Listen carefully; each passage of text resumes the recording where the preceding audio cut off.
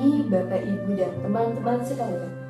Pagi hari ini, Rabu 3 September 2025, kita akan mendengarkan sabda Tuhan dan merenungkannya. Marilah kita berdoa. Dalam nama Bapa dan Putra dan Roh Kudus. Amin.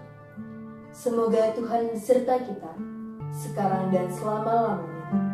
Inilah Injil Yesus Kristus menurut Santo Lukas. Dimuliakanlah Tuhan.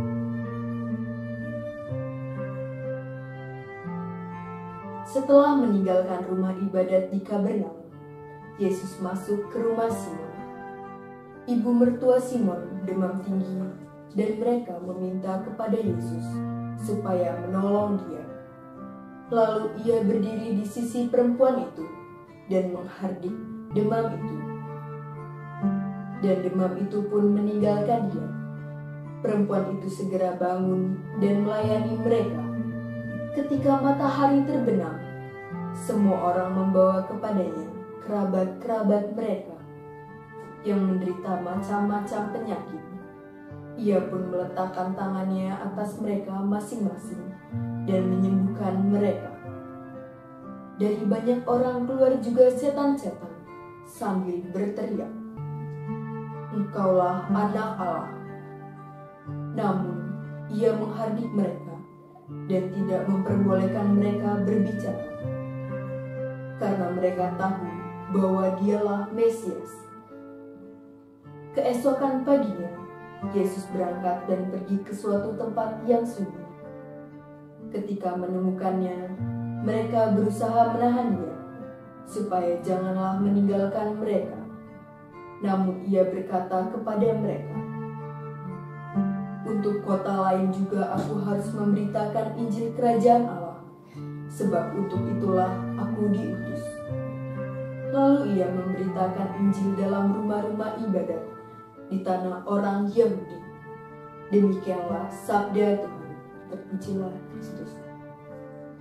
Bapak, Ibu, dan teman-teman, marilah kita merenungkan bacaan pada hari ini. Kisah penyembuhan orang yang kerasukan setan di rumah ibadat dan penyembuhan mertua Simon dari sakit demam membawa pengharapan bagi orang banyak yang mengetahuinya. Maka menjelang malam, banyak orang berbondong-bondong membawa orang sakit untuk mendapatkan kesembuhan. Yesus menjawab kebutuhan mereka akan kesembuhan karena dialah tabib dari segala tabib. Namun ia tidak berhenti dan diam di situ.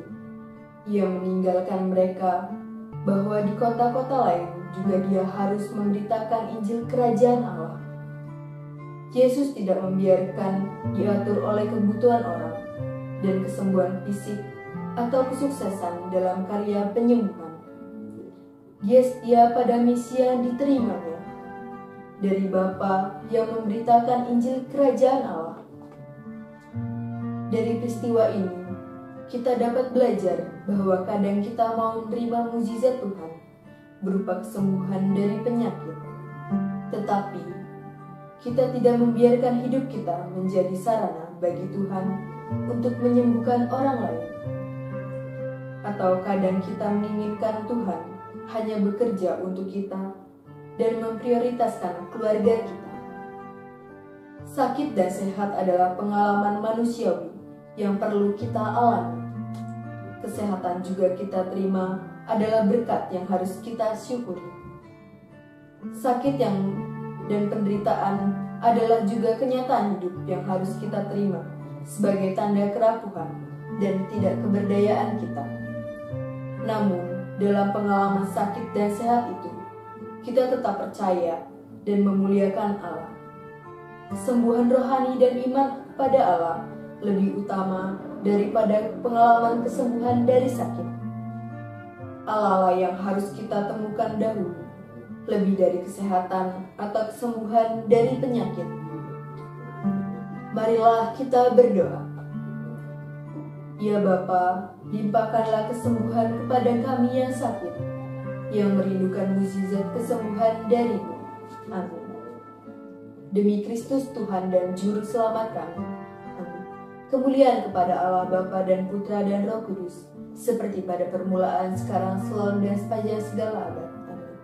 Terpujilah nama Yesus, Bunda Maria, dan Santo Yosef, sekarang dan selama-lamanya.